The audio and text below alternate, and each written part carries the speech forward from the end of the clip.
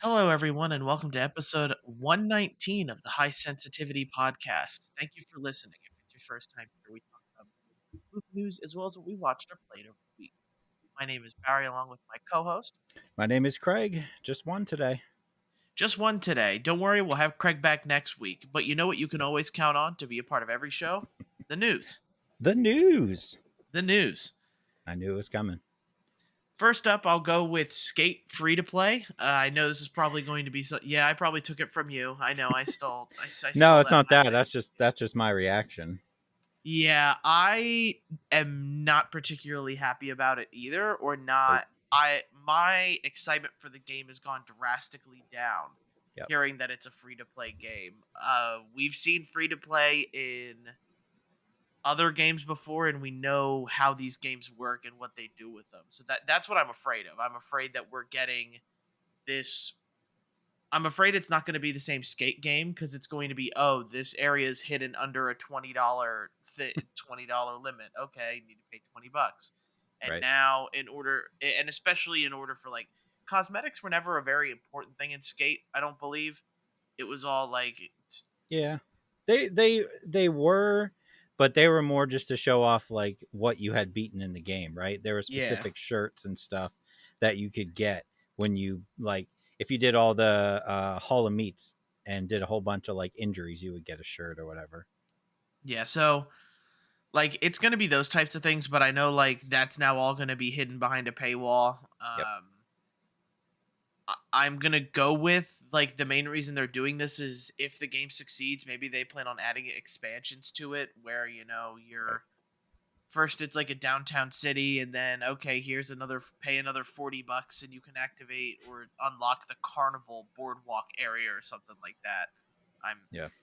or another $40 to skate park, something like that. So it's all over the place. I'm not happy it's gone free to play, but I hope that they prove us wrong. I hope that it's not just this scummy way of getting money, but I think we both know it's going to end up being that. So Yeah, I mean, this is like right after we got like a good look at the build that's gone on so far. Like there's people out there who have done beta tests on it and it looks really good. Like there's more when you're off your board, there's more I guess parkour type moves your character can do, running on walls, swinging to ledges and all that, and that's cool. It gives you more movement. So I mean, we're coming right off all that footage that made us think that like, man, this is actually looking pretty good, and then they hit us with the free to play. I don't have much hope for this game now, like I did. Like this was like one of my most anticipated games next year. I'm assuming. yeah, Now I not so much, unless this is their way of making it. I mean, they did say it was a live service game, free to play live service game. So if it's just cosmetics and it enables them to continuously update with new maps, I wouldn't be opposed to paying like for season passes to get new areas as long as it's not insanely expensive. Um, but yeah, it kind of puts a damper on Skate now, and it's not even Skate 4 anymore. They're just calling it Skate. So I don't know why they decided to do that.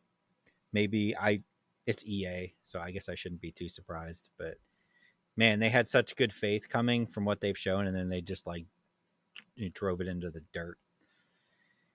I have a feeling that it's going to end up just being this way with like Mm-hmm. EA games, and it really does suck that they're doing this with Skate. Something Yep. that's pretty much been revived for the pure fandom Yep. of from the fan base to just hear that okay let's attack this fandom, not so much attack but predatorize Yeah. this this fan base by making sure okay we'll make it free to play but you got to show us you want it by paying for stuff Yeah. where just release a $40 game and it also worries me that it's gonna release a very bare bones game and Yeah. then as time goes on it's going to get more updated and it's going to get better but you're gonna have to pay for it. And on top of that, like you're already going to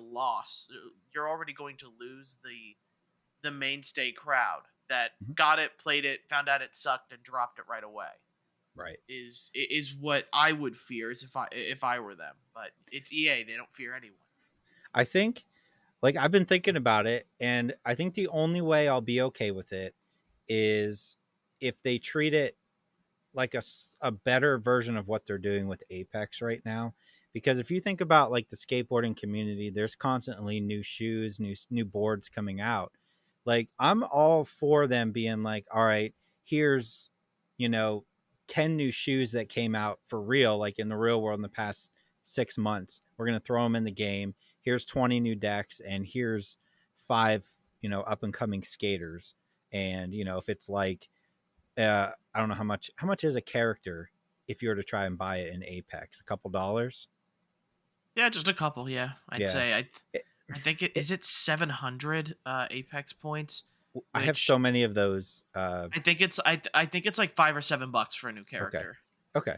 See, if they came out and they're like, all right, here's what we're going to do. We're going to update with, hey, this skateboarder is becoming huge. Get this skateboarder, get their two or three pro decks and two or three pairs of shoes for $5.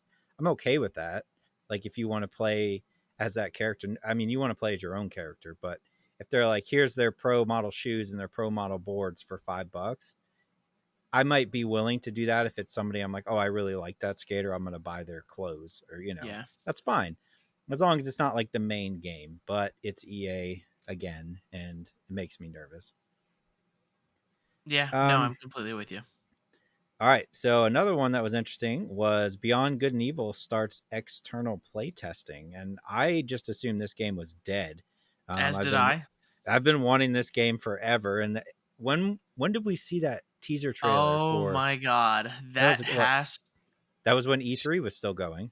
Yeah, I feel like it's almost 2016 or 17 Yeah. since we saw that. Okay. It could even be later, or it could even be like 2014 or 13. It's Yeah. been that long. Yeah. I'm gonna look it up while you're Yeah. expressing And your thoughts. and like I've been vocal before about my love for Beyond Good and Evil. I love that game to death. I've wanted this newer version of Beyond Good and Evil 2 for years and years. They showed a little bit of gameplay at one point, looked interesting enough, and then it just kind of disappeared, and we all assumed it was dead. So the fact that it's getting play tested gives me a little bit of hope that at least it's still surviving out there somewhere. And it's 2017 is when we saw Okay. that trailer. Okay. Yeah, so we're coming up on, well, that's 5 years then Yep, five since years. since we saw anything. So maybe it is going to come out. I mean, I can cross my fingers. Yeah, I thought we were going to see something during the Summer Games Fest just because it had been 5 years since that Yeah. trailer came out. You'd think we'd get some sort of word. But again, this game may have been like getting close to development, and then COVID might have really just put a hold on everything. Yeah. That's something that people have to think about and remember, that COVID like switched what used to be almost like a game studio room full of 50 to 100 people are now all working from home and have Yeah. to collaborate via Zoom or however they collaborated. So there is that, and hopefully this game just reaches people's expectations. It's going to be Yeah. hard to, considering that it's been this long, but the longer you make people wait, the more people are going to be like, okay, they've had time to polish this game. Like there can't be anything wrong with this game until you find out, yes, there's something incredibly wrong. Where are we approaching Duke Nukem territory when Duke Nukem Forever came out? And it was Maybe, such a terrible game.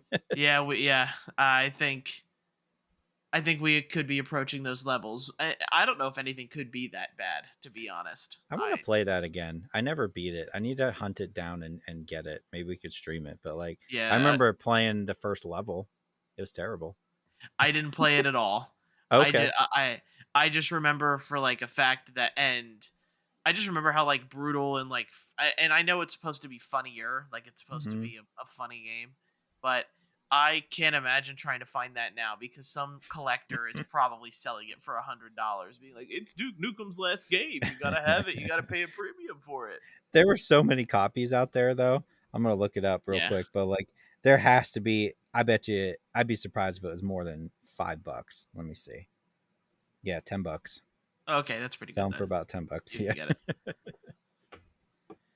Yeah, and kind of the next part of news that kind of will confuse people is Sony. is releasing PlayStation Stars, a loyalty program for PlayStation fans that Yeah. comes with currency and digital pictures, and it is not NFTs. The person that went ahead and posted up in this blog specifically said that these are not NFTs. I have a feeling they're just trying to take a page out of what Nintendo does with their loyalty program, because Nintendo allows me to buy wrong hand like that Bravely Default 2 poster Hmm. is from like my Nintendo points that you Okay. can so Nintendo rewards you for buying their games, playing their games, completing challenges, and you can earn physical rewards or digital ones like exclusive banners or backgrounds on your Switch avatar and stuff like that. I don't know how good this system's going to be, considering it's just supposed to be like digital pictures of like collectibles, I think they Yeah. mentioned, or exclusive art from the developer from a game that you played. It's all really kind of weird, but if I guess if you love a game that much, and I guess I could see me doing it, where if Kingdom Hearts 4 comes out and it's like, oh, here are exclusive sketches of, Kingdom Hearts 4, I'm gonna be like, yeah, here, have my PlayStation points, Yeah. stuff like that. But hopefully it just kind of they release points and give you enough points pretty regularly that you don't have to think about saving up or doing a ton of stuff for points. It, Yeah. it's it, it's probably going to be rough when it first comes out, but Sony's pretty good about making things better. Surprisingly, the PlayStation Plus Premium and Extra have been doing fairly well, and they've just come out with more games and trials for the people to try out on it. So they're Yep. updating it pretty regularly, and that's what they need to do. Yeah. I like Microsoft has the Microsoft rewards. And since I usually at least try every Game Pass game, it usually works out to about maybe not every month, but every other month I get about a $10 Microsoft gift card, Hmm. just for playing games. And like that may not seem like a lot, but you're literally not putting anything into it. I'm literally just downloading and playing these games and getting points for playing Yeah, them. So like if Sony can do that, like I'm all about that. That's a nice way to get people to do it. What I would like my dream for them to do, and I don't know if anybody else remembers this, but like back in the 360 era, right? They used to have the when you would unlock certain achievements in games, it would give you stuff for your avatar. Do you remember that? yeah, yep. Like, I want that back. I know avatars aren't really a thing anymore, but like something like that, I loved that being like, oh, I beat this game, so I got. I'm trying to think. I remember like Dead to Rights 2.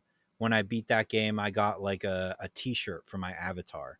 Um, I'd be perfectly fine with. I guess they don't even really do backgrounds on PS5, do they? Not yet, and I don't know if they Okay. ever will. To be Okay. completely honest, because like now it's all about like the full art page that comes behind Right. the game that Right. takes over like whatever art thing you had. So I yeah, you're not wrong. I think what if like what if you beat a game and it gives you a exclusive like icon for your thing so that when people look on like their friends list and be like, "Oh, how'd you get that icon?" "Oh, I 100%ed Elden Ring or something." You Yeah, know what I mean? Like that could be cool. that Just a could be. way to Yeah, that'd be a cool way to show it off. Rather than just like what you have there with Nintendo like a poster or something. Like let me something I can show off to my other friends to be like I have this like Steam does with their yeah, badges. Like give me yeah. that. I'm all about that. No, yeah, I'm completely with it. Um, also with Sony, Sony officially now went through bought Bungie. A lot of money, and I don't. I'm interested to see what they do, right? Because Bungie's been sitting on Destiny for how many years now? 10, 15, I feel like, Yeah, they've before been the working first one on came out. Destiny 2 for a long time. Yeah, like I'm interested to see what they do next. Some maybe something single player because Sony loves single player. But yeah, I mean that's kind of cool. Good for Sony, and another notch on their belt there. Yeah, I did enjoy the internet kind of bashing on Sony because it's like there were so many people like, well, duh, like you already announced this stuff, but people forget that these deals with all this money usually have to go through like the federal like commissions center and make Yeah, sure that it's a fair trade and that it doesn't create a monopoly over something. So there's a lot of paperwork that goes into buying something of this magnitude, and people just forget that yeah, Sony did announce it, but the government of the United States and the government of Japan also have to be like, okay, we approve it, that kind of thing. Right. So good, good for Sony. I have a feeling that they're going to use Bungie. Like Sony's missing that first person shooter that the Xbox has with Halo, and maybe they bring that back with Bungie because Bungie knows first person shooters and can do a good job with them. Destiny to this day is still one of the best like shooting games you can Yeah. find. So who Yep. knows? Maybe they revive Killzone with it, Resistance, or create their own original IP, which is something we rarely ever see anymore. Hmm. So there are a lot of positives to this, and I just hope that Sony like lets them work how Bungie works, because Destiny and Destiny 2 are critical successes, Hmm. and these games continue to rake in money even at years after Yeah, I the think isn't the the player release. base still pretty high on Yeah, Destiny 2? yeah, every time an expansion comes out, the player base pops up again. Yeah. Because there's always the people that grind for all the legendary weapons and everything Right. like that. So once people are done that, then they move on to another game. But every single expansion, like the classes get renewed. It always feels fresh for 20 to $40 to jump right back into Destiny and feel like it's a fresh experience, because it Yeah. is. Yeah. Because they're changing so much of the game. Your character gets new gear, your ultimates are newer, the the guns themselves offer these new, fun things for you to do. Like Destiny's always been really good at that, and that's Hmm. something that Bungie is should be commended for more often. Yeah, I agree. Nintendo acquires Dynamo Pictures Animation Studio and will now be called Nintendo Pictures. Dynamo Pictures can be found on IMDb. That's it, and IMDb. some of their previous works are CG capture for Death Stranding, Persona 5, and other previous works. So maybe we see a Zelda anime. It's always been something that I know fans have wanted a long time ago, and I don't know if it was Smash Ultimate. I don't think it was. I think it was Smash for the Wii U or Wii, where they kind of released this anime trailer where all of the Nintendo characters were like fighting each other, and it was drawn in an anime style, and people were like, "Why doesn't Nintendo do this kind of stuff?" Right. And with their own picture studio now, they can, and maybe we get to see stuff with Link. I can't imagine it because Link would then have a voice. That would be weird. Yeah. But if anything, we're gonna start seeing Fire Emblem anime because it's just it's so easy. It writes itself. Yeah. So it's True. it's that kind of stuff. Which You'd cool. be I'm all all over it. for it. Yeah, I jump on it. I jump on it. Just dive head first into those waters. But Nintendo is getting ready to kind of push their stuff, especially with the Mario movie coming out.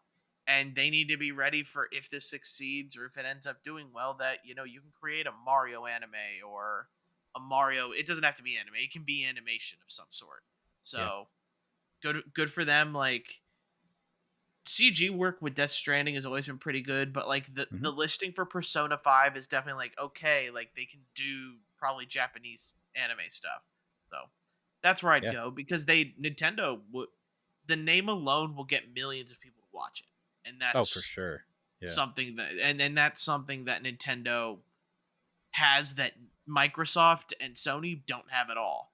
Like, I don't know what the viewership numbers ended up being for the Halo TV series, or what the numbers will end up being for like the Horizon series on Netflix, or The Or Last of Last Us of on Us. HBO Yeah. this August. Yep. And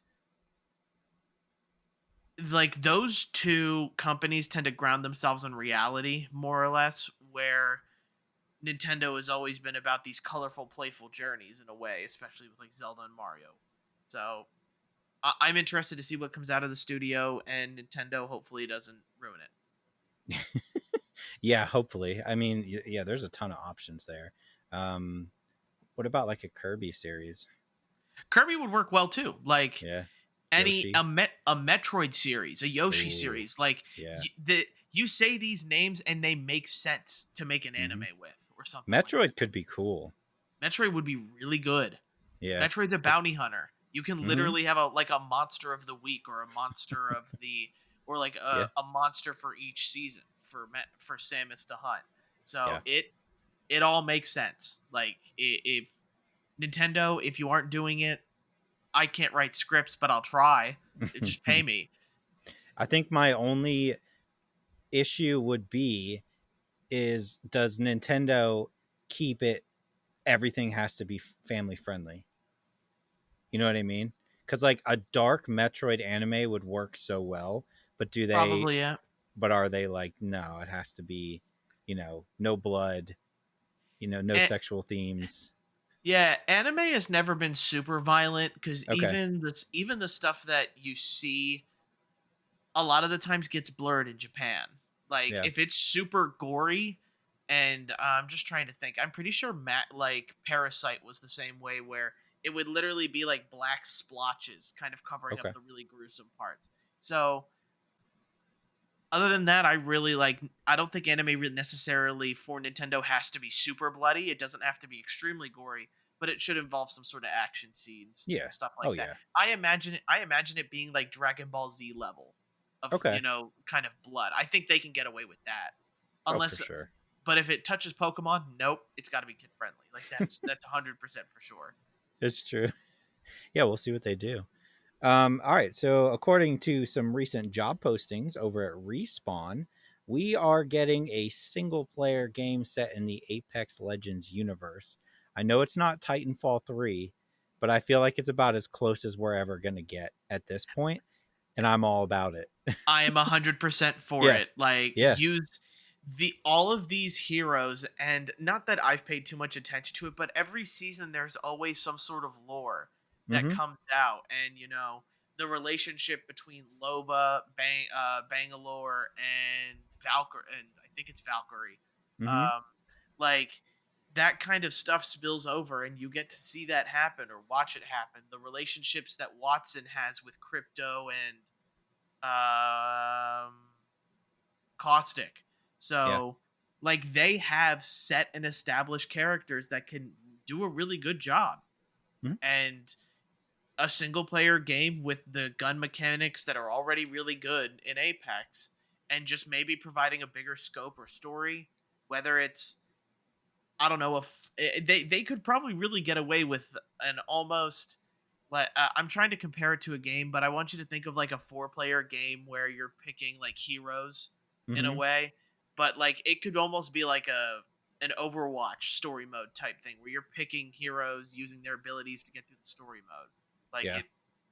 it makes sense, and team like Respawn has come up from the dead with Apex Yep. Legends. Like, it is by far their biggest IP, and EA's for that matter, I believe.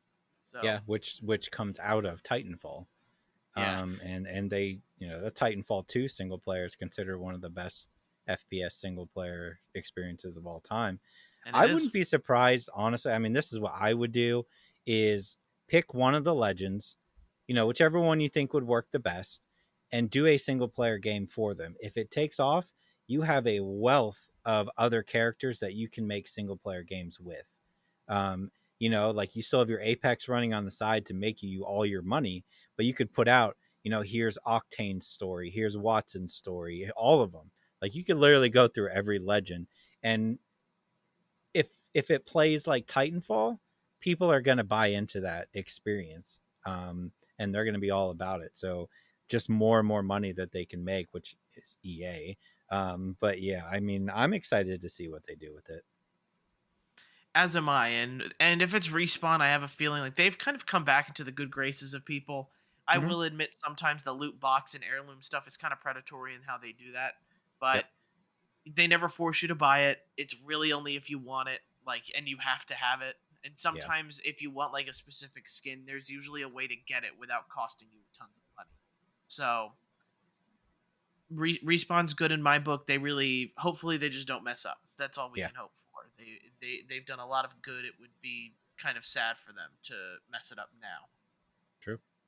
Next up is going to be the Bayonetta 3 release date is going to be October 28th, and also a part of the news that comes with this is the fact that Nintendo has added that there is going to be a family friendly like setting that decreases the nudity in Bayonetta. And like I really didn't think about this too much, but I'm starting to play Bayonetta 1 on stream, and Right. to be honest, I love it. Like, it is Mhm. so much fun. And I will admit, like, and in the trailer is where there are like just bare butt shots of Yep. Bayonetta, like, and the transformation. And like, I can imagine if you're a young teenage kid, and this will be for the video viewers only. This is what I'll do for them. Well, I'm Is excited. I just want this scene: somebody sitting in your chair, and then your parents come. Yep.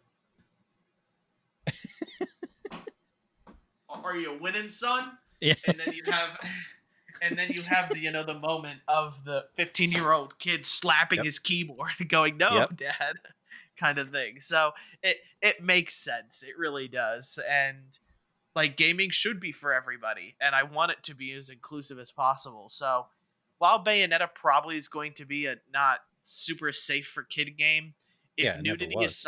if nudity is something that like a parent is strict on, they can maybe have at least a little bit of comfort knowing that there is this setting for it, because Bayonetta isn't necessarily crazy, like violent or bloody.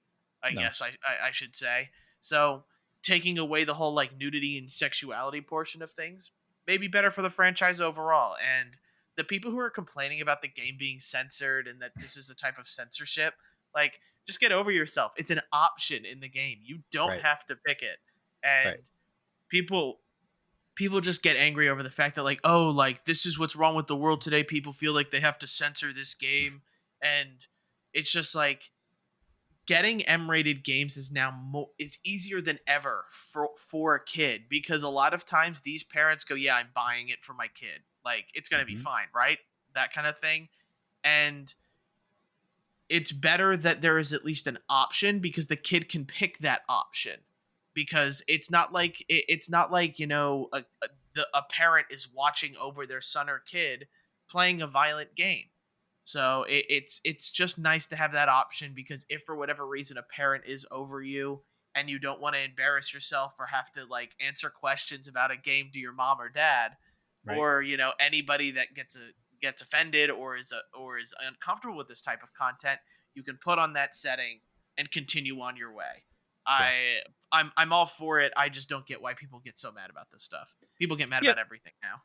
Like, you could get a little upset if they just censored it altogether as like a, well, you know what, like, Nintendo owns the property now, so we have to censor it down a little bit. Then sure, you could be like, hey, I'm not getting the Bayonetta experience I got out of the first two games. But yeah, the fact that it's an option, is totally fine. If you don't want to subject your kid to that, or even if you yourself don't want to see that, I'm all for more options in video games, and we get more and more with a lot of games. So yeah, there's nothing to be upset about here.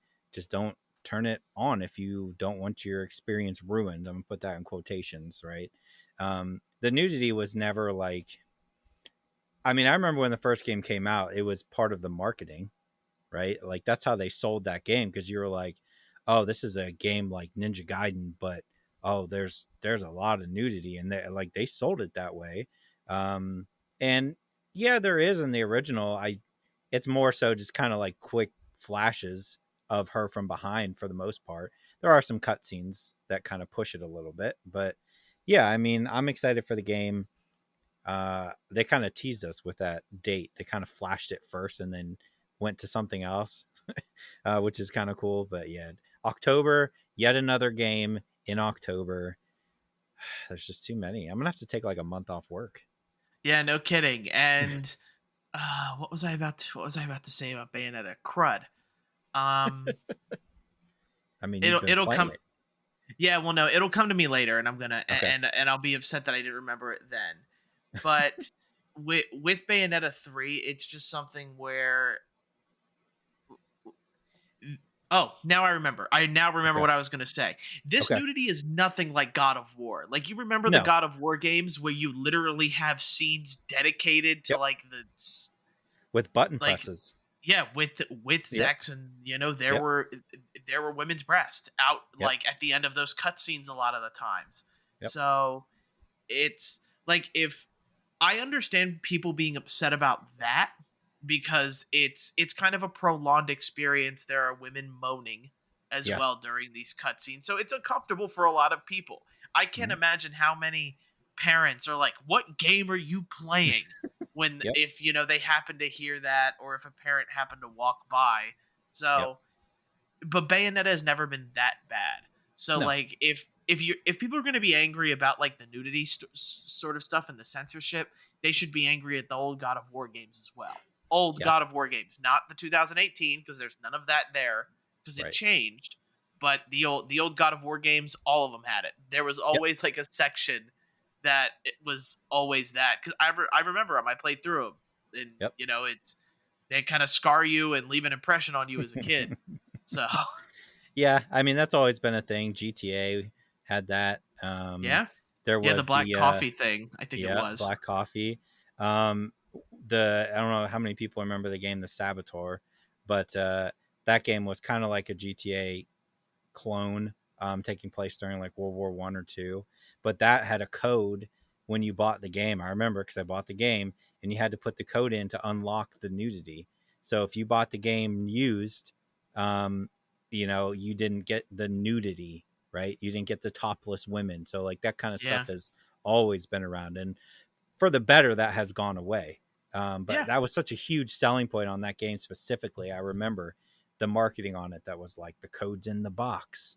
Just make sure you put that code in when you first start. uh, Last piece of news I have here is a short one, but Dino Crisis is coming to PlayStation Plus. So excited. I love Dino Crisis. If you've never played it, definitely check that out when it comes out. It was a PlayStation 1 game, kind of like Resident Evil, but replaced zombies with dinosaurs. Such a good time. Yeah, and then I've got just a couple pieces of news left for me. They're smaller ones. Kirby Dream Buffet 4-player mini game is coming in summer. Yeah. Almost looks like a Fall Guys type game, but it's for 4 players. They seem to Okay. be doing a lot of like spin-off stuff with Kirby, and I'm not sure why, but these games Yeah. must do well and must be easy to develop if they're coming out as much as they are. Yeah. I should have talked about this earlier when we were talking about anime, but Netflix has announced they are adapting Yu Yu Hakusho, and What? it's called Yu Yu Hakusho. It is Okay. old anime from my youth that used to be on Toonami. Yu Yu I loved the Hakusho. anime. Yeah, I loved the anime. It was really good, but Netflix. I heard Netflix is adapting it, and I am so afraid that they're gonna scar me. I don't Okay. know if I'm going to watch it. Like, I'll probably wait for people to review it because I am afraid Netflix is going to ruin this. Okay. It's not like a Cowboy Bebop where there doesn't need to be a ton of CGI or animation. Like, this is for kids with otherworldly powers. One turns into a fox, the other summons almost like a Jedi spirit sword. The other Okay. dude is like the shadow dragon in his hand, and Yusuke, the main character, does like this spirit gun thing. So it Okay. is it's really hard to explain it, Craig. I know you're probably lost, but It sounds I ridiculous. it does sound ridiculous, and I am just very scared that Netflix is going to ruin it. I hope they don't. I hope it's great, but Mhm. they're coming out with a One Piece live action and now Oh Yu Yu God. Hakusho live action. So it's just like, oh no, like I don't know what they're doing, but I am afraid. That Did is they not just learn their lesson from Death Note and Cowboy Bebop? yeah. I don't know. It's very Interesting. it's hard, but and I didn't mind Cowboy Bebop, but I know a lot of people didn't like it. Yeah. And lastly is a lot of controversy is coming out with Jake. Not Jake. Drake, the rapper, streaming on Twitch with gambling. Now, the reason this has kind of become a bigger deal is because he's a huge rapper, gets a lot of people viewing his streams, but gambling is really only 18 plus, and Right. all Twitch really has is like if you don't make an account, you just have to press on there like, okay, I'm over 18 and it shows you it. So Hmm. kids can very easily access this stuff, and gambling is not something to really be teaching young children to do it because Right. he won like $6 million on a spin, but only Lord knows what he spent, Yeah. and he is the type of money to do that kind of thing Right. where kids are learning about now gambling at an earlier age because it's available online. You can see your favorite streamer do it. So it's really a tough territory. Like Twitch does need to do something about trying to keep kids from these types of like streams because they like I truly believe that no young kid should be subject to gambling and seeing, not only could they have parents doing, have gambling issues, but you could now have your favorite person that you look up to, like let's say Drake, for example, Yeah. gambling on there, and you're like, oh, I want to win money like Drake, and then you're Yep. like, oh, okay, now you're down a really, really slopey hill Yep. downward. So Twitch needs to come out and do something about it. Hopefully they do, but they need to make it more difficult. Yeah. So, games this week. Let's talk Yeah. about games. For me, I played Bayonetta 1, as I mentioned on stream. I played Escape Academy with Craig Yep. yesterday. And a game that I've been playing a lot of is Solasta, Crown of the Magister. Solasta. Yeah. You said Escape Academy. I also was playing that with you yesterday. I finished Demon Souls, so I can talk about that. I went back into Elden Ring, and we got Power Washing Simulator on console now. I've talked about it on PC, but it is on console. That's what I've been playing. Yeah, and it's getting a big bump for being on Game Pass. I Mm-hmm. see a lot of streamers now like just streaming that as like a relaxing game kind of thing, Yep. and it's kind of made its way back into the limelight.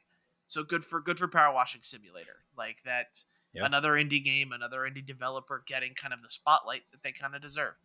Mm-hmm. So I'll talk about Bayonetta because I did it on Sure. stream. I didn't realize like how much I miss this type of game because Yeah. this type of game really isn't out anymore. It's a hack and slash that's Devil May Cry like, and like I love Devil May Cry 5, and I think I've said this on the podcast.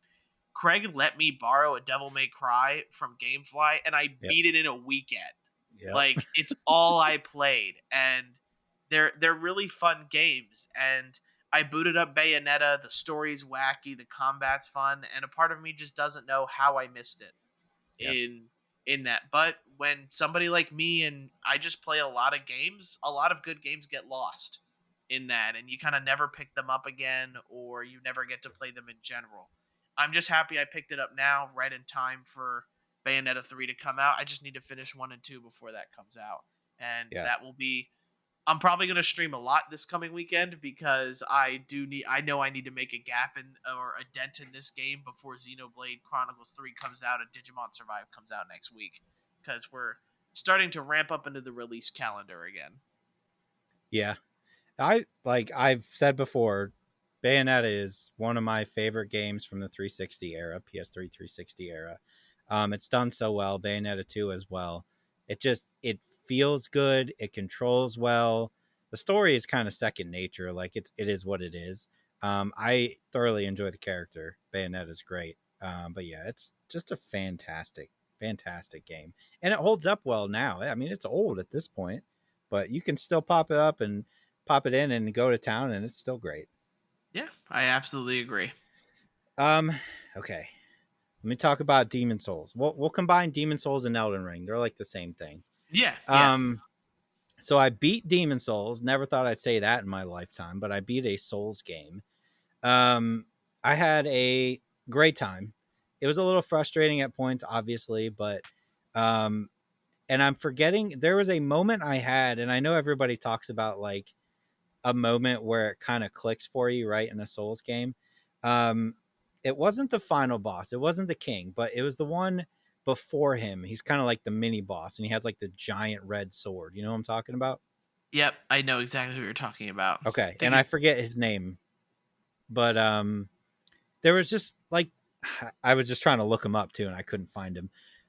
Like the adjunctor is somebody else, right? No, yeah, it's not. It starts with an R. I'm Okay. pretty sure. Okay.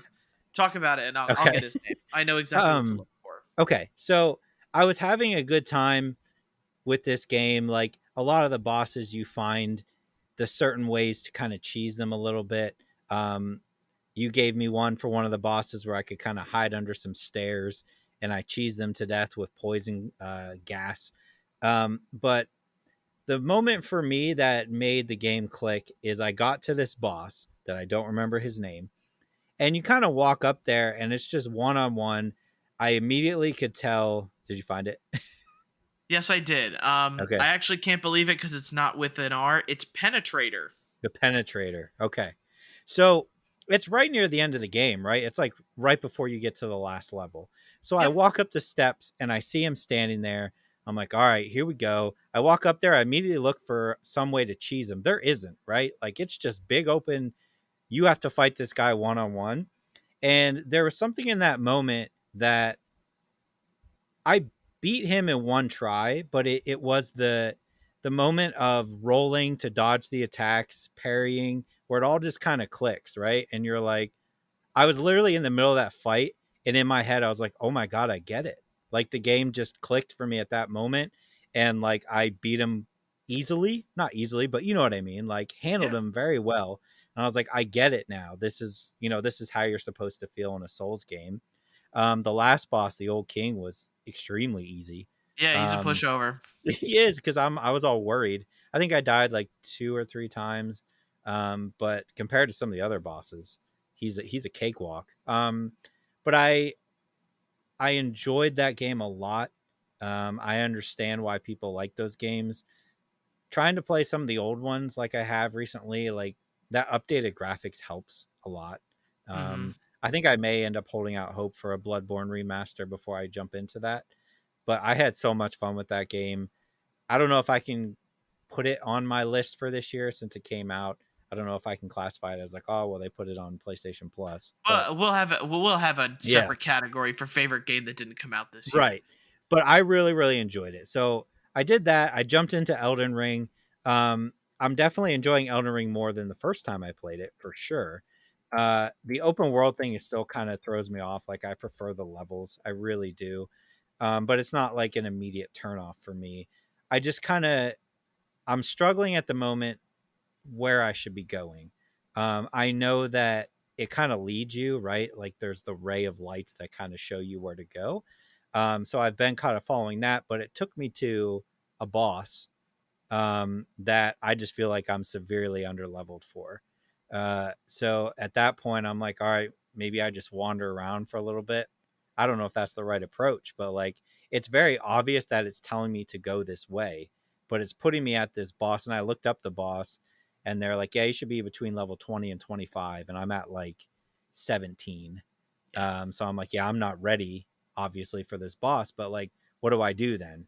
Like, do I just kind of randomly wander around this big map? I don't really like that. I'm still playing it. I'm still having fun, but I don't. It's making it harder for me than Demon Souls, where Demon Souls was like, all right, here's 4 levels. Figure out which one you can beat first. Like, I'd much rather have that rather than let me get on my horse and ride around for 10 minutes and oh, this is the wrong area. I'm getting killed immediately. But yeah, I don't know. I get why people like Elden Ring as well, but I don't think I'm gonna like it as much as Demon Souls. We'll see if I finish it. Yeah, I think that's why for me, like Demon Souls just isn't that like clicky. Sorry, Elden Ring isn't that clicky of a game for me. Like Right. I kind of liked the natural progression that like the Demon Souls or sorry Yeah. the Dark Souls, the Bloodborne games that they offer, Hmm. and even Demon Souls has a little bit of a progression as well. You just kind of have to find it Yeah. if it's a little bit more hidden. But with Elden Ring, yes, it's great that you have that option to leave a boss, come back when you're stronger. Hmm. But for people, that is overwhelming. Like, Yeah. okay, like I was on a path and now you're telling me to go somewhere else. Yeah. And or they don't tell you you have to go somewhere else. You feel like you do because you're not winning or not making any, you know, progress on the current boss you're facing. And Yeah. that is a struggle because people are going to get overwhelmed by the fact that, oh, wait, so I can't defeat this boss, so I'm supposed to roam around and find some other boss or grind souls. Like, not everybody wants to do that. People want to Yeah. have like a natural line of progression to the next boss or the next, thing they're supposed to fight. Yeah. So I feel like that is a like kind of a hash against Elden Ring that doesn't get talked about enough Yeah. because people are always so great about, oh my god, the open world, it's so great and fantastic, but people get bored of the open world like type of stuff cuz Assassin's Creed has been doing it, and I'm not the biggest fan of it either. The world's too big. And Yeah. in a lot of ways, Elden Ring is very big as well. And it Hmm. really is. It's a big map. Like, you think it's big in the beginning, wait till you get to the end game. And there's just so much going on. So I completely understand like how you Yeah. feel with that statement. It's not the best way, I guess, a game should be. Like, people, I feel like, are so blinded by Elden Ring, hence why it got so many nines, tens, game of the year stuff, Yep. that like you kind of forget that like people get overwhelmed by the option of choice and freedom. And Hmm. some people just want to go in a straight line. Yeah. Yeah, and like I said, I appreciate that they're pointing you in that direction, but like I felt like going into it, I was like, all right, I have Demon Souls under my belt, so like I'm not a Souls expert, but like I understand how the mechanics work, so I should be better off, and I am. But yeah, it's just I don't know. Do I just run around this same area and kill the same 20 guys for an hour, 2 hours until I'm Yeah. level 25 and go back? Or do I just try to find hopefully another area where I don't get killed in one hit, and try to find better equipment? I don't know. And do I really want to spend another, 80 hours on something like this? I don't know. But it could be something that I go back to on occasion for an hour or two and then hop off. That might be the best way to play it for me. Mm. Next up for me is Solasta, Crown of the Magister. It is a very true to life D&D game. You create characters with classes, with races, you have buffs, you roll for damage, your enemies roll for damage as well. And for someone who's been really just like looking to kind of dive a little bit deeper into the D&D world, I'm really appreciative of this game. Like, I have my roommate Adam, who is incredibly like versed in D&D, and Mhm. it feels like a D&D game. And what's also nice is the fact that I've got two people who've never played D&D in their lives and want to like maybe like try D&D one day. This has been the perfect, and I truly do believe it is one of the perfect games to introduce someone to how D&D works. You roll for all your stats, you roll to do stuff you want to do and that kind of thing. Yeah, like there isn't the need for perception because you're looking at a map. Like you can see physically what's there. So you don't do a lot of like the other roles that everything else does, but there are roles for stealth, your acrobatics, your persuasiveness, your intimidation. Like it it feels like a literal D&D game, and what I like about it is the fact that it has a campaign that you can walk through with your friends. I'm playing it 4 player. We all take turns. It's turn based, much like how D&D is. Mhm. And I'm kind of surprised that this game hasn't found a more of a way into the spotlight. It free Game Pass game on PC and on console. It's Yep. crossplay as well between PC and console. It rated very well in everything I've seen. Steam has it like at a 9 out of 10. Like, people like this game. It's just a matter of, especially with the ending of Stranger Things, I feel like more and more people are like, okay, D&D could be cool. Like, Yeah. D&D might be something I want to try. And if you and your friends are kind of intimidated by the fact that you might need a dungeon master or anything like that, try Solasta. It is a little bit janky. It's not the craziest looking game. Like, it's not going to blow your socks away with how good it looks. And the beauty of D&D is your imagination, in a way where you kind of have the imagination taken out of it because Okay. you're playing a campaign in a way. But there are turns, there are twists. The story, I think, is written pretty good. Like, try this game if you and a couple friends like don't know how to play D&D and want to learn. Like, this, you'll find out, I think, if you like it through this game, Okay. for sure. Solasta has been something that like I played like 5 days straight. Like, me and my friends got on every night and we played it for a couple hours. So we're having a lot of fun with it. I'm really surprised that this game hasn't gotten more attention. Yeah, I think maybe it just has to do with D&D is still a not I don't want to say a small area in gaming, but not quite mainstream. Stranger Things Yeah, helps, but I just don't yeah. think it's quite mainstream yet. I tried on multiple occasions to download it, and every time I go on Game Pass, it always gives me an error on console. Are you Um, serious? yeah, like every time I try it, I Huh? go to click I on had it no to clue. install, Yeah. But maybe I'll try like installing it on PC or just maybe straight looking it up in the Xbox store and see if it works that way. That way I can at least give it a shot.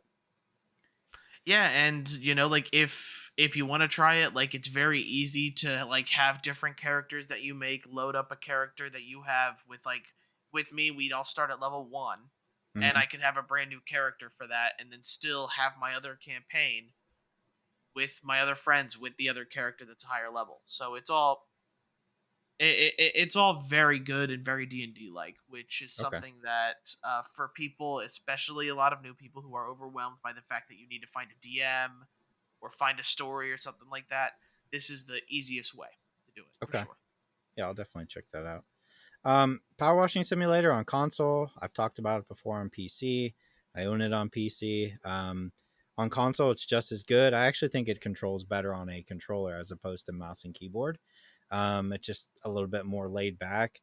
I've been, I've played most of these levels anyway on PC, but I've been going back through and playing them on Xbox now, throwing some Spotify on in the background and just going to town. I think it like I was doing it today and I just realized that like I think this solidifies that I'm like an old man where like the idea of fun is just like spraying stuff off.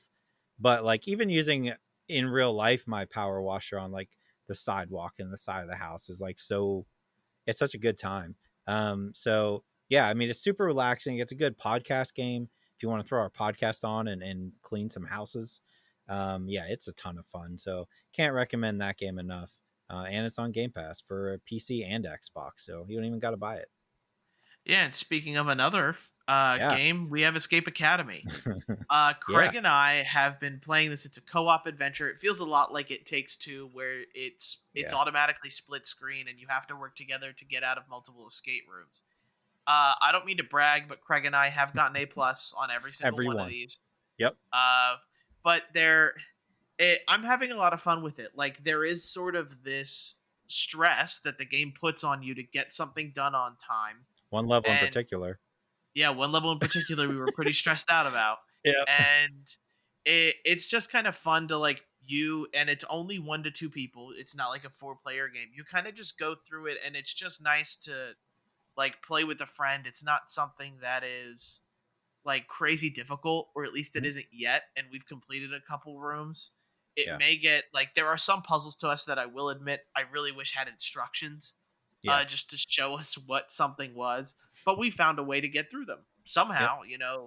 Yep. Our brains, something clicked in our brains that our hands were doing before we could even talk, Yep. kind of thing. So Yep. I do think it's a fun game, and it's another one of those good Game Pass games that are also like very good for co-op. This is like a perfect couch co-op game, especially with the way it does split screen. Yeah. Yeah. I mean, the only downside I could think is that there's no replay value, right? Yeah, Because like once you do all these, you're gonna know all the answers. But it seems like it's a decent length. I'm gonna guess probably 5 to 10 hours is yeah, probably about accurate. But yeah, I had a ton of fun last night with it. You're kind of like trying to talk to each other. I was a little annoyed at first that you could see both screens, split screen, but it makes hmm, sense so that you can look and be like, all right, I'm going to look at this wall while you do the puzzle, but I don't necessarily have to describe it to you because you can just look on your screen and see what I'm looking at. It helps. So I yeah, understand why they did it. Um, the look sensitivity was wonky. You have to yeah. kind of That mess with needs to that. be that needs to be looked at. That needs to be Yeah, updated. it's bad when you first start. You have to kind of adjust that. But yeah, I mean, it's been fun. It's been kind of a nice little like uh workout for your brain, I guess.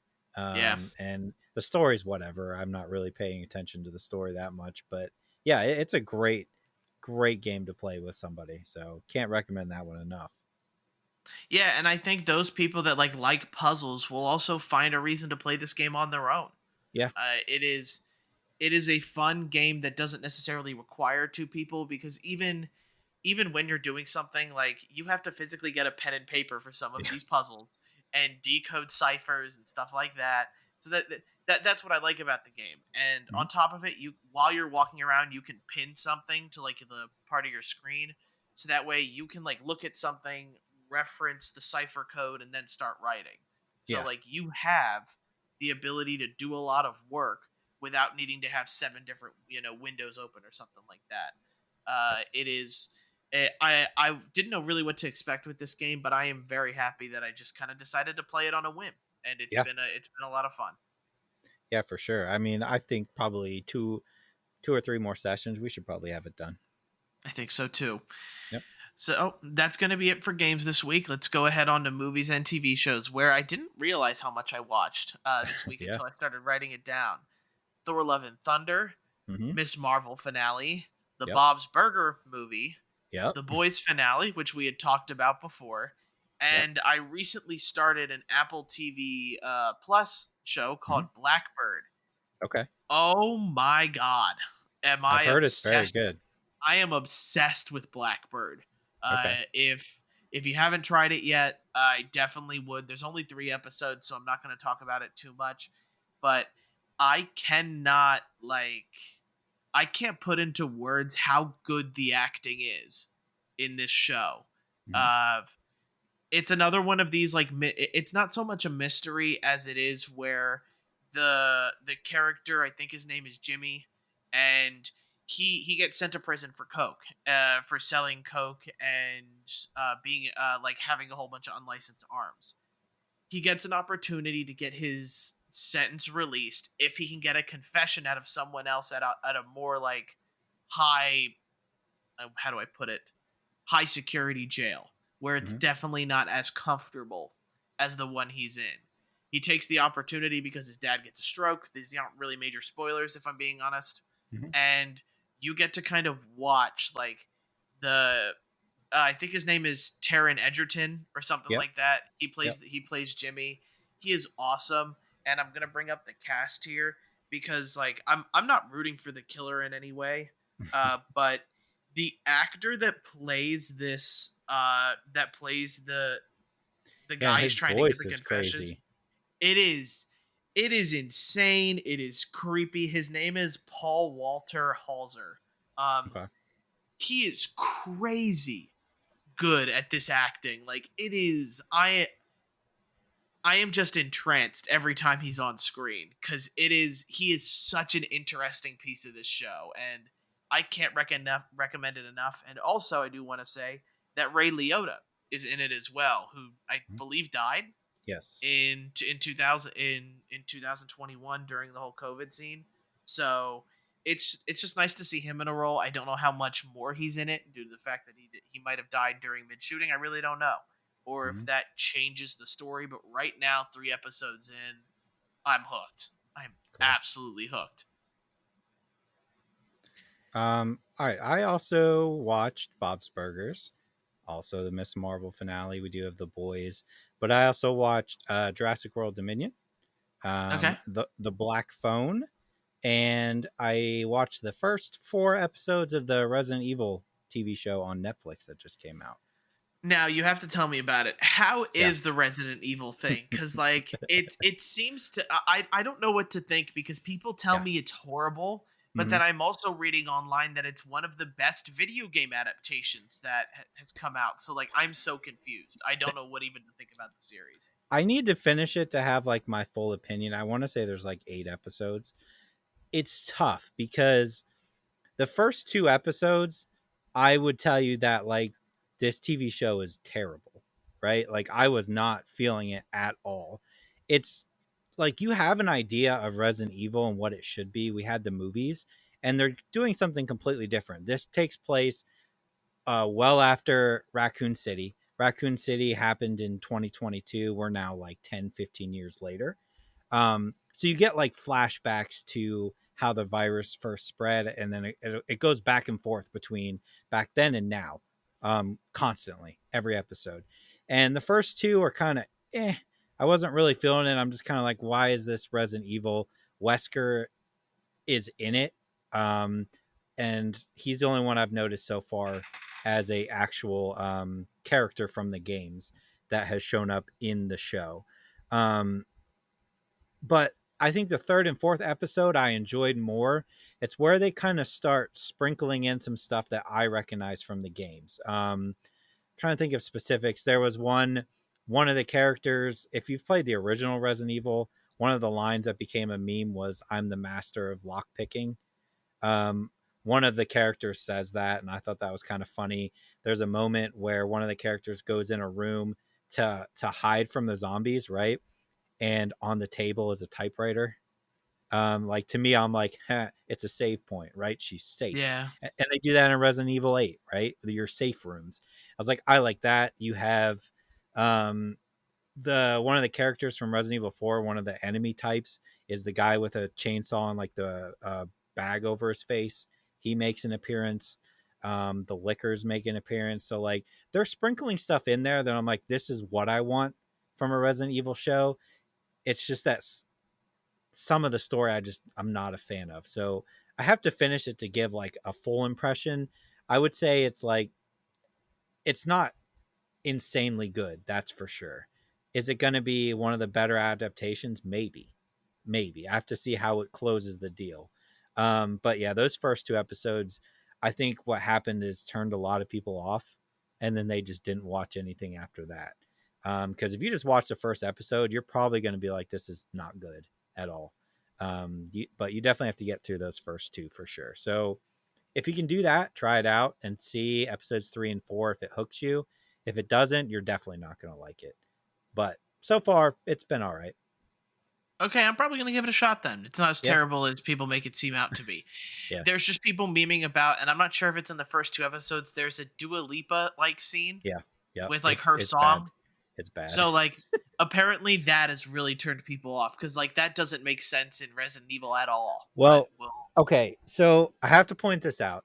It centers around two girls, and they are Wesker's daughters, right? That's what this whole series revolves around, and you get to see them as teenagers when the virus first came, and then as adults. Now, the main girl, her sister, her name is Billy, right? Her name's Billy, and like the very first scene when you see these two, and they're in the car, her sister Billy is listening to Billie Eilish. Her sister looks identical to Billie Eilish. She dresses like Billie Eilish, and her name's Billy. I'm just like, really, guys? Really? Like, you it's couldn't really think on of the some. nose, yeah. Yeah, like, come on. Like, I get it. I get what you're going for, and it's 2022. So, yeah, she would be into Billie Eilish. I get that. But, like, she's like almost looks identical. She's got the same hair, the same baggy clothes. I'm just like, all right. Like, that was a little obnoxious to me. And I know people have pointed that out. Like, why be that on the nose about something like that? But yeah, some of the music choices, I was like, yeah, the Dua Lipa one kind of comes. That scene is, oh boy, oh boy. And and like people may not know this. I love Dua Lipa. Like her, Hmm. I don't know what it is. Her Future Nostalgia album, I just listen to on repeat. Hmm. So like it's nice to hear about that, but it's also bad that it's in a condescending, like, why is this in the show kind of It's, way. I don't even Because think the music's fine. I don't have a problem with them putting the music in that scene. It makes sense. It's just that scene is very cringeworthy. yeah, so I'm with you there. Why don't we talk about I'll talk about Thor Love and Thunder because Hmm. we've already you mentioned it as well. Yeah. I really like Thor Love and Thunder. I'm kind Mhm. of I don't want to spoil it, but I'm really surprised by what they did with Natalie Portman's character Yep. and I don't think she's how gone though. probably not, no. Yeah. Yeah. But I was just kind of surprised that that's how it ended. Hmm. I'm glad I stayed for like some of the after credit scene. I Yeah. think I think Gore was fantastic. Yep. I really liked the villain in this one. Like uh Bale does a fantastic job It's one of the with best villains with I've it. seen in a Marvel Yeah, movie. yeah, in a while. Like Yeah. that scene on like the edge of, I guess, the darkness world where Hmm. he has kind of everybody dragged in and it's black and white is really Yep. artistically, like, it's really good, like what they Yep. do with him. Like overall, I'll say I enjoyed the movie. I do think that I enjoyed Doctor Strange a little bit more. Hmm. I just really love the magic portion of things, but I can tell that, like, I think it's Chris Hemsworth that plays Thor. Like he genuinely enjoys playing Thor, Yeah. and that comes through on the screen. And I think that's also why he's like one of the few people who've like been willing to stay as the character. because he loves playing that character. And to see him and to see that we're probably going to get more Thor movies is great. I'm all for it. Just because it it's nice to see somebody who's impassioned about like playing this Marvel character where like I just remember the whole like situation with Chris Evans in the Captain America where he was, I think they were filming like the Winter Soldier and they had already like announced that, hey, we're finding a way to write him out so he gets out of his contract, and Robert Downey Jr. is out of his contract now as well. So whether they ever come back into the MCU like will be a definitely like nice surprise for people to see. Hmm. But it's just nice to see that Chris Hemsworth has this commitment to Thor and he's sticking to it. Like it's Yeah. nice to see him do it, and I like Norse mythology, so I'm all for Yeah. it as well. Yeah. Fun, very fun Um, movie. how do you feel? I have to bring this up. How do you feel about the goats? The goats, I I read a couple interviews about why he put the Yep. goats in it, and Yep. they're not they're not annoying, but No. it is very out of place for And he me. did that on purpose. Yeah, like he did it on purpose. Somebody showed him the screaming goats meme and then he Yep. decided to do it. I just don't know if this has anything to do like with like the space llama you get in Guardians Yeah. of the Galaxy like game. I don't know if that has anything to do with why he did I this mean, either. all I saw in an interview he did was he said specifically he put the goats in there so that James Gunn would have to figure out what to do with them in the Guardians movie. That's it. That's the only reason he did it, to mess with James Gunn. Which okay, interesting, but like I didn't find them annoying either. I just thought it was funny that he literally was like, I'm gonna put these yelling goats so that James Gunn has to figure out somehow to use them or get rid of them in the next movie. Just creates more work for him. Yeah. It was just strange. It felt out of place because Yeah. that like screaming goats meme has kind of died off in Yeah. a big way. So it is strange, like 100%, but not annoying. So it didn't take away from my movie experience at all. And the end credits scene. The end credit scene is extremely surprising. Yeah. I did show a clip to like my one friend who's like a Marvel like freak because he didn't Mhm. know who Roy Kent Yeah. is. Yeah. The character in Ted Lasso, the character that plays Roy Kent, and at the end of it, he was like, "Oh my god, he's going to be perfect for for the role that he's in, Yeah. uh, in whatever the next Thor movie is." So that's good to hear. I'm glad that's Mhm. going to be the case. So I just hope he gets a spotlight to shine because I love this Yep. character so much, and I know Yep. he's not going to be Roy Kent from Ted Lasso, Right. but he deserves a chance to show that he's not just this angry Roy Kent from a TV show. Like I hope Yeah. he really does get to show off his acting chops here because he definitely can do it, and I feel like he'll do a really good job of it as well. Yeah. An interesting choice, but I think it'll work out. Yeah, because like for that character, it's always been like you think The Rock, you Yeah. think these overly muscular men because like even the Disney animated series had Yep. like have this extremely like muscular men. So it's Yep. always like it's weird to see him do it because he's not this grotesque muscular guy. Hmm. And I just think he has a chance to pull off something cool with this character. Yeah. Oh yeah. I'm excited for it. All right. So, do we want to talk about Bob's Burgers or Yeah. Miss Marvel? We could do Bob's Burgers. So, Bob's Burgers, a animated film movie based off of the hit TV show Yep. that is there. I don't know how I feel about this movie. It's okay. It's all right, but Yeah. like I don't know this type of comedy. It doesn't stick with me. Hmm. I much prefer Archer. And the reason I compare the two is because the character that plays Bob, um, Yep. I think his name is like John or Ben John. It's John something like Benjamin. that.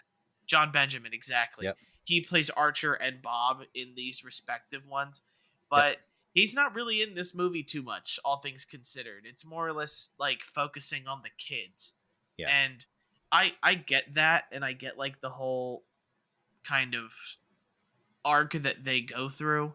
But I'll admit, like, there are parts of this movie where I'm like, okay, let's get on to the next portion of things to make it interesting or something like that. Yeah. Um, there are parts of this movie that drag on, I feel Mhm. like, and the comedy isn't, it doesn't stick for me too much, but that's, comedy is subjective and to each their own. Like, I watched this movie for a reason and I did finish it, which says Mhm. something. So Yeah, I've I like Bob's Burgers, the TV show. I'm always confused when they take animated TV shows and make movies out of them. I just never quite understood the appeal. Like even like I know like the South Park movies, right? That movie was held pretty high. yeah. I just never saw the reason to make a TV show into a movie like that. Because you're literally just watching an extended episode at that point, I think, with a little bit better animation because they have more time to get it done. So it looks crisper. But yeah, I don't know, like it's funny. I laughed. But yeah, it's not something that I would be like, I need to see that in theaters. It's streaming, which is good, but like I don't know, like that it could have been 2 or 3 episodes of the normal TV show and it would have been like the same thing, honestly. So it's fine. If you like Bob's Burgers, you'll enjoy it, you'll laugh. John Benjamin's great. I love him. But yeah, I didn't think it was anything special. Miss Marvel finale. Yeah. I'm surprised by how much I enjoyed Miss Marvel. I Mm-hmm. really loved almost every episode. I think the end episode is this really good mix of like kids like figuring out how to kind of deal with adults. Yeah. And I really didn't like the parents, but the mom did kind of make a 360 with me during I think the last episode. So I genuinely enjoyed Miss Marvel. I really hope she gets her chance to shine in the Marvels movie. Yep. Uh and like the after credit scene just confuses the heck out of me. I have Yeah. no idea what's going on. I had to Switch rewatch places. that scene like 3 times to figure out, wait, why is Brie Larson here? And Yeah. to be honest, I still don't know why she's there. So Yeah. it's a little rough with like how confusing that ending portion is to like lead into Miss Marvel, of course. Yeah. But like Miss Marvel the TV show, I really enjoyed it. Yeah. I think like she's the perfect person to cast for Kamala. She loves comic books. She loves Marvel, and you can tell when she's doing this show that she's just having the best time. I'm more so excited just to see her interact with all the other Avengers, right? Like Mm-hmm. I want to see her with Hulk, so we can get that scene like we did in the Avengers game, where she's sitting there drinking her soda and annoying the hell out of Bruce Banner. But yeah, I think she did a fantastic job. That last episode to me was great. I like that we got to see the power that I wanted to see from the beginning, which is the embiggen, make herself Yeah. big. That's what I wanted from the beginning, and we finally got it. Um, we got that shot at the end of her on the light post. That's the comic book cover. That conversation with her dad, which is from the comic book about her name, is fantastic. Um, and the costume looks great. So Yeah, I'm the excited. costume looks incredibly good. Yeah. I was really surprised. So like I'm super excited for the Marvels movie. The only thing they said about that end credit scene was that they did not swap bodies; they swapped places. Because Yeah, some that people makes are like, sense. That's what I yeah, expected too. me too. And I guess some people were saying that they swapped bodies, but yeah, they did not. So I don't know what that is, other than them setting up the whatever's going to happen in the movie, the Marvels movie, which is 2023 sometime. I think Yeah, it's like I think July it's or something. I thought it was early next year. What do I know? Yeah. But yeah, I think they did a great job. I know that show has got some hate online, but again, I just think it's people that, let's be honest, don't like female leads in shows. But is such a great pick, someone who loves the comics and the source materials. And I think she's going to be one of the favorites once we get all these new Avengers together. I really do. I I hope so. I hope she Yeah. deserves that because she like I don't mind America Chavez. I think Hmm. like she's also I think she also played well, but I think because we got the time like Yep. in Miss Marvel to kind of get to know her, that's why like I kind of lean toward her as a favorite for sure Yep. as well. I agree. I'm on the same boat. before we talk about The Boys, one thing I did not get to talk about last week is The Bear on Hulu Yes, he FX. finished it. Yeah, Yes, I love it. It such a good is show. it is so good. It is an incredibly like engrossing tale, and anyone, and this is like the one show. I used to work in a kitchen. I worked in a kitchen for 7 years. Hmm. I owned like almost every spot in that restaurant, and the bear captures the restaurant Yeah. flow better than any show I've ever seen. And not many shows, to be fair, like try to take the restaurant like business and humanize it in a way, Mhm. but it is such an enthralling show for just like for the for just the premise. It's just a Yeah. dude trying to like make his brother's old shop like be a respectable restaurant. It doesn't sound exciting on paper, but the characters drive it. Yeah. And it is just an incredibly deep show with a lot of fundamentals there, and 2AT represents like restaurant life. Like I can't tell you how many times I've experienced what those cooks and what those employees are going through at a restaurant. It Yeah. is just such a good show. It is, and I really didn't expect it to be that good, if I'm being honest. But I got a lot of suggestions about it, and I am just so glad I watched it. And people should this show should get more attention. Yeah. I think they kind of like that ending kind of leaves it open. I'm assuming we'll get another season, but they could not and just leave it at that too. Yeah, I kind of want to see how characters grow with a second season. Like Hmm. now that things are kind of being changed out a little bit Right. with the ending of that. But you're completely right. Like I feel fulfilled with Yeah. that one season. If I get another one with those characters, great. I hope they can build on it.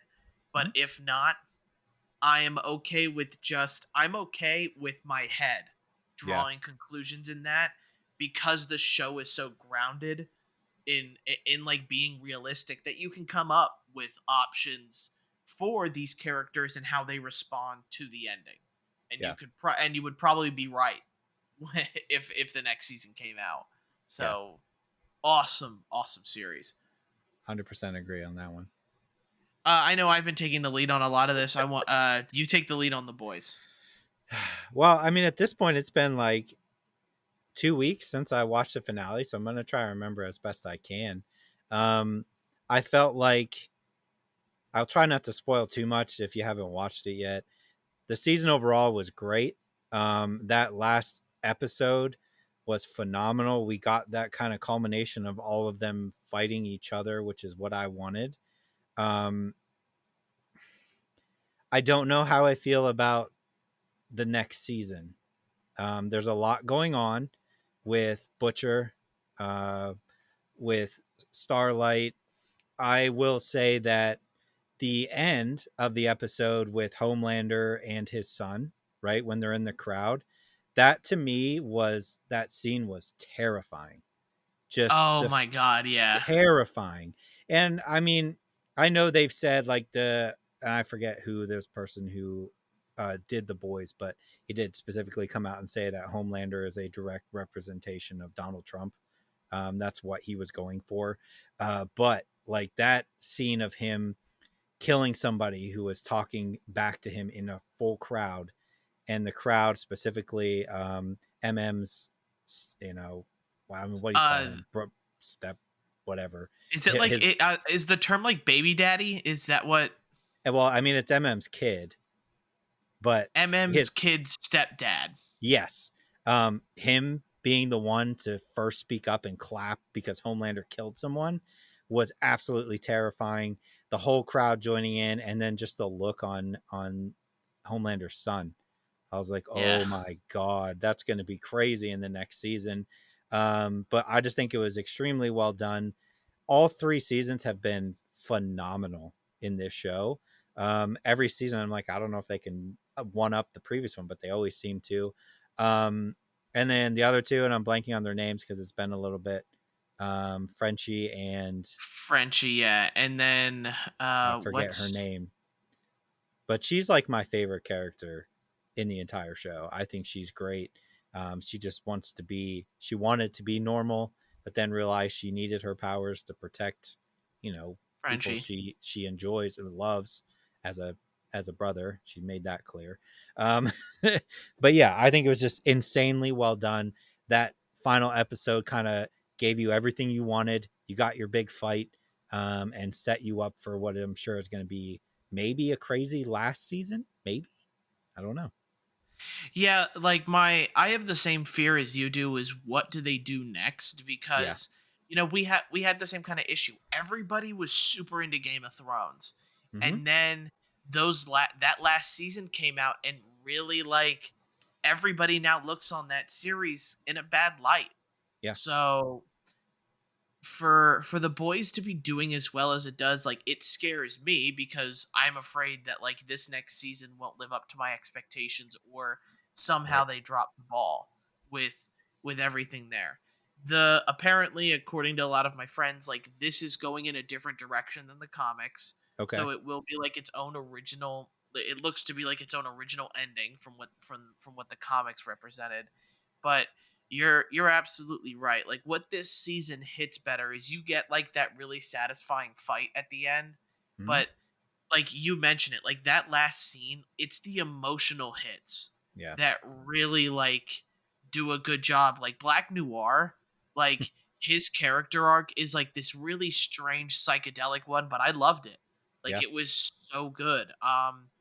Jensen Ackles' character is Soldier Killed it. Boy. Yep. He did such a fantastic job, and like I hate to admit it, I would have loved to seen, and there's still a chance that maybe an alternate universe Captain America that he Yeah. actually gets to play in can be shown in a multiverse of some sort, Yeah. but it and he was too busy with Supernatural at the time, and Mm-hmm. I just want to see him in more stuff. Yeah. It's He played that Soldier Boy character so well, and I loved it. Like Yeah. every time he was on screen, I'm like, I got to see what he does next. And Yeah, and I don't think we can fully rule him out not coming back either. no, I don't think so either. Yeah. But like just as an actor, I want to see him in more stuff. I want to Yeah. see him do more of these roles because he does it really, really well. He's got the time now. He was wrapped up in Supernatural for how many years? Oh my So god, I like can't that even. that Yeah. show was on forever. So now he has the chance to kind of do other things. But yeah, I didn't even mention him, and he did absolutely phenomenal as Soldier Boy. So yeah, it's just a great, great show. Yeah, make sure you're watching it if you haven't yet. You can now binge season 1 through 3, Yeah. and you'll probably be wanting more Yep. at the end of it as well. And I think they recently announced another spinoff series Yes. for the boys. With So college age kids. Yep. yeah, so we're getting there. Hmm. And oh my god, I don't want to imagine college age kids in the boys. Yep. They're gonna scare me with how realistic they were probably to me in college. So I've, I'm going to be scared to watch that. But nevertheless, I do want to thank everybody for watching the podcast. This is where we come to the end of it. I hope you guys liked it. And if you did like it, please make sure you share it or review it on your podcasting platform of choice. You can follow us on Facebook, Twitch, Instagram, or Twitter. All of them. I'm gonna be on Twitch again playing Bayonetta because that was so much fun. Thanks for everybody who came out and supported that. It's just kind of fun to at least talk to somebody while playing the game and have them Yep. respond. But I get lost in Bayonetta, so I could just have fun just playing around and people watching, to be honest. So thank you for that. If you're interested in sending any questions or anything like that, please email highsensitivitypodcast@gmail.com and we'll make sure to include it or in something in the next podcast. Be prepared for next week because my plan is, long as everything goes over well, we're probably going to fight over the games for the rest of 2022 here. Yeah. So both Craigs are gonna be ready for it. We're gonna be dueling to see who gets the best games for 2022 left. Yep. And We're gonna be now with fighting over Bayonetta, Scorn. Scorn, we're gonna be fighting over Madden. I already Yep. know it. Like Madden Yep. is the next game to kind of blow everybody NHL. away. Yeah, NHL. Oh my god! Imagine if they came out with a good NHL game. I couldn't believe it. It's just too bad the Flyers would suck. Yeah, they would. But enough about that. We thank you guys for listening, and we'll see you guys next time. See See you. you later.